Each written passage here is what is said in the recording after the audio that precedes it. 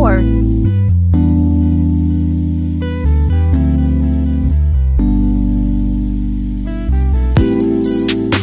After.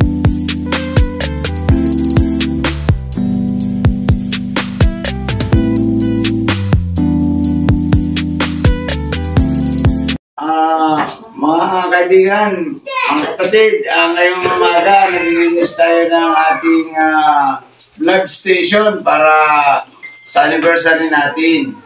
Purihin ng Panginoon, sa March 17, naway makapunta kayo sapagkat yun ay vlog anniversary natin.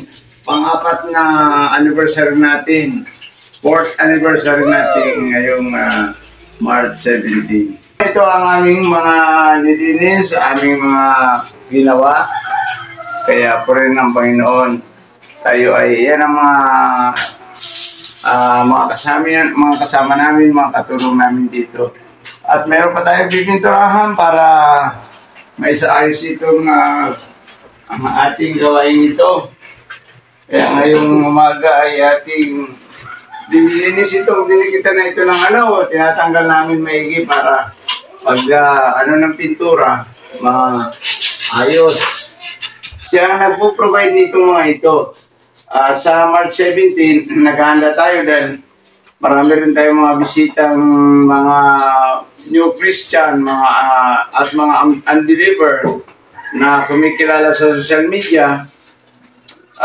Puri ng Panginoon dahil yun ay ating kasama at ating mga kadaupang pala dito sa March 17 para sa ating mga gawain ito. Pero itong ating ating paglilinis na ito para lamang sa Panginoon din ito eh.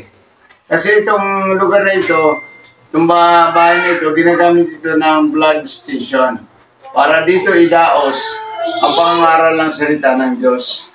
Ito'y binubuo ng mga taong mga makikita ninyo sa anniversary, makikita nyo kung sino-sino ang mga buong-buo nito.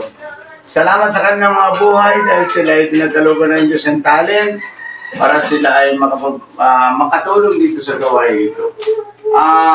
Medyo hindi madali ang pangaral ng salita ng Diyos sa social media sapagkat siyempre marami rin tayong mga tulad nito mga ginagamit ng mga camera, mga ginagamit ng mga sa totoo lang po, sa mga nanonood dyan, kami po ay kulang pa ho ng 4 na cellphone.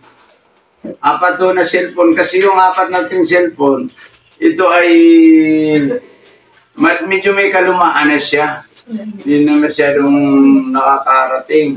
Kaya ito ay gagamitin sana natin sa pag tayo nakapinagpala ng Diyos. Makakuha tayo ng maganda ng cellphone, mga cellphone ay paparating natin ito sa South, ano ba narating natin? South Korea. South Korea. Sa North Korea ang hindi pa. Yun ang ating inaabot. Kaya purihin natin ang Panginoon at pasalamatan. Sapagkat ang Diyos ay patuloy na gumagawa sa ating buhay.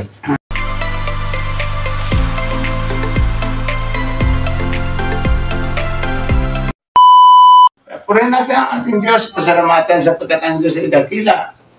Ito yung mga kasama namin. Yan, mga kasama natin ng mga tumutulong sa atin.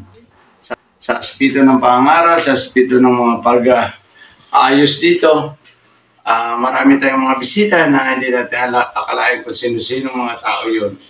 Pero ang Diyos, ang Lord, ang maghahanda at asikaso nito sapagkat ito ay gawain ng Panginoon.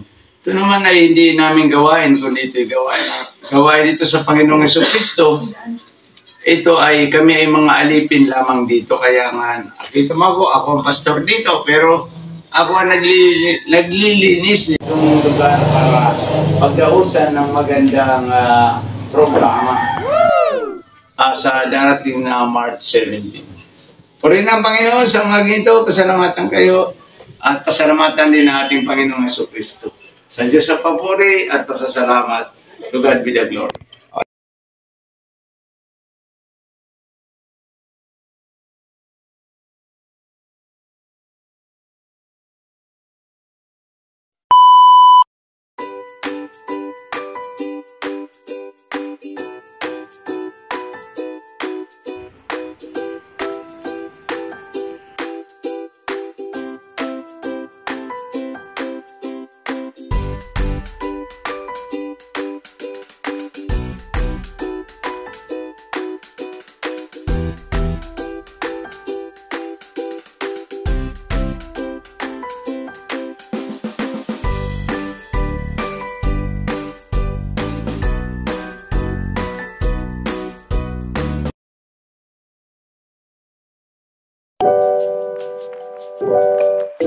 Wow!